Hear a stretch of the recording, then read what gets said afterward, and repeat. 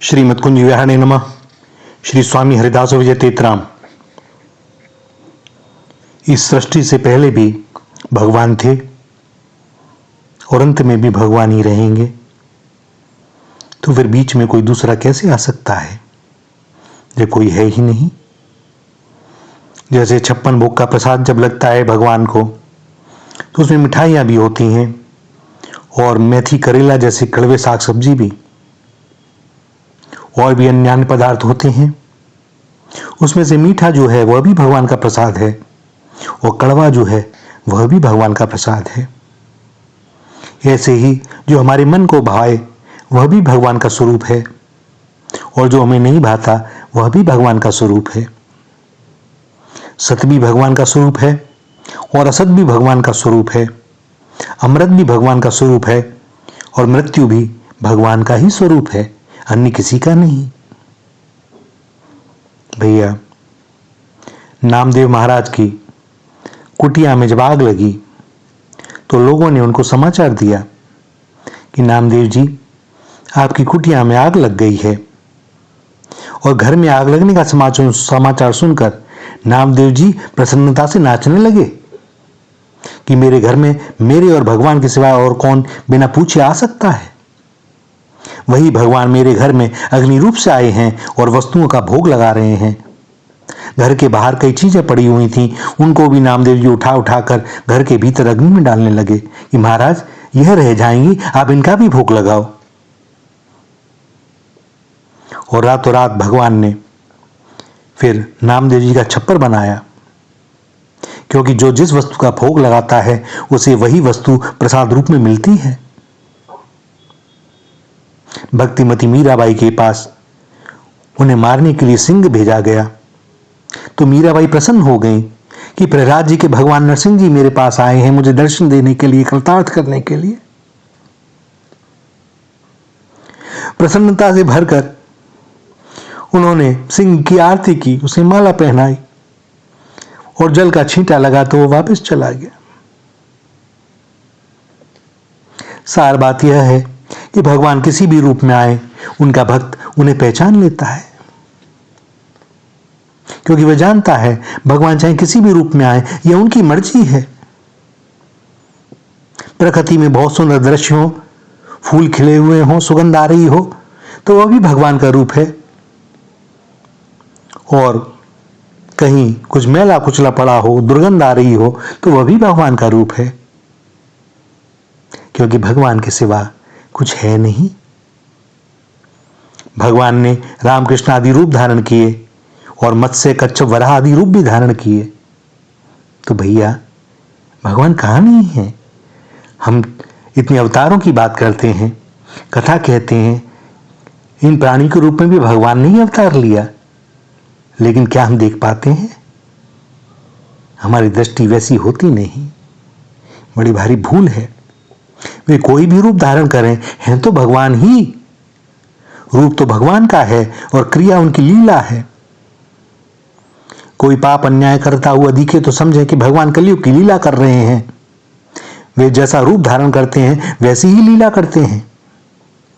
जब वे वाराह का अवतार लेते हैं तो भैया वाराह जैसी लीला करते हैं, और मनुष्य का अवतार धारण करते हैं तो मनुष्य जैसी लीला करते हैं। वे कोई भी रूप धारण करके कैसी भी लीला करें, भक्त की दृष्टि भगवान को छोड़कर कहीं जाती नहीं। जब सब कुछ वे ही हैं तो फिर भक्त उनके सिवाय और किसको देखे। इसलिए भक्तों के हृदय से बरबस निकलता है, त्वमेव माता च पिता त्वमेव, त्वमेव बंधुश्च सखा च सखा त्वमेव, त्वमेव विद्या द्रविणम त्वमेव, त्वमेव सर्वम मम देव देव। इस श्लोक के दो अर्थ हैं। एक, आप ही माता हो, आप ही पिता हो, आप ही बंधु हो, आप ही सखा हो, आप ही विद्या हो, आप ही धन हो। हे देव, मेरे सब कुछ आप ही हो। और दूसरा, मेरी माता भी आपका स्वरूप है, मेरे पिता भी आपके स्वरूप हैं, मेरे बंधु भी आपके स्वरूप हैं, मेरे सखा भी आपके स्वरूप हैं, मेरी विद्या भी आपका स्वरूप है, मेरा धन भी आपका स्वरूप है। हे देव, मेरा सब कुछ आपका ही स्वरूप है। भैया, जैसी दृष्टि वैसी सृष्टि। भक्त अलग क्यों होते हैं आम लोगों से? क्योंकि उनकी दृष्टि अलग होती है। भगवान की कृपा से माया का आवरण हट जाता है और इन्हीं नेत्रों से उन्हें वह सब दिखने लगता है जो वास्तव में है। और सामान्य जन हम जैसे एक भ्रम में जीते हैं, है भी और नहीं भी, या कुछ का कुछ दिखाई देता है, रस्सी का सांप या सांप की रस्सी। यही हमारी दुविधा है। जैसे अपना कोई एक अत्यंत प्रिय व्यक्ति मिल जाए तो बड़ा आनंद आता है, परंतु जब सब रूपों में ही अपने अत्यंत प्रिय इष्ट भगवान मिल जाए तो आनंद का क्या ठिकाना है। जिद देखूं ते तू ही तू। इसलिए सब रूपों में भक्त अपने प्यारे को देख देख कर प्रसन्न होते हैं, मस्त रहते हैं, आनंद में विभोर रहते हैं।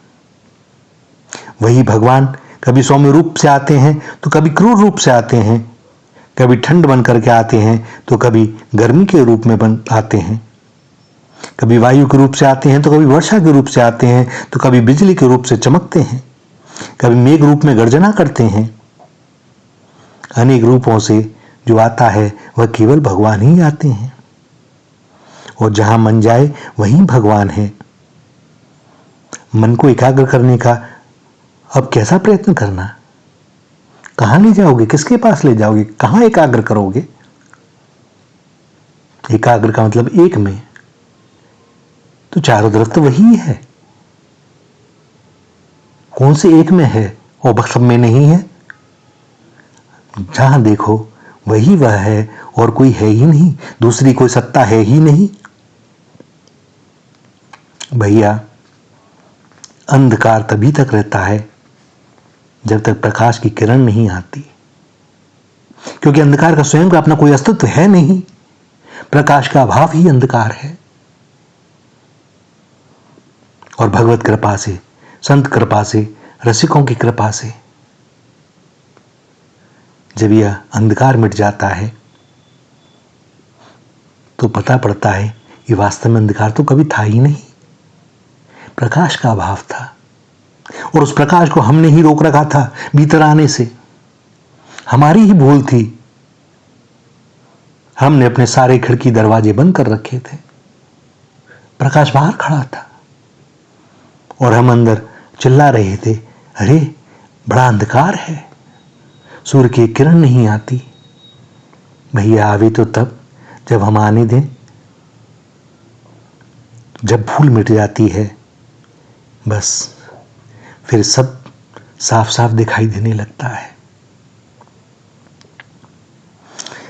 गीता में भगवान कहते हैं, यो माम पश्यति सर्वत्र सर्वं च मयि पश्यति तस्याहम न प्रणश्यामि स च मे न प्रणश्यति।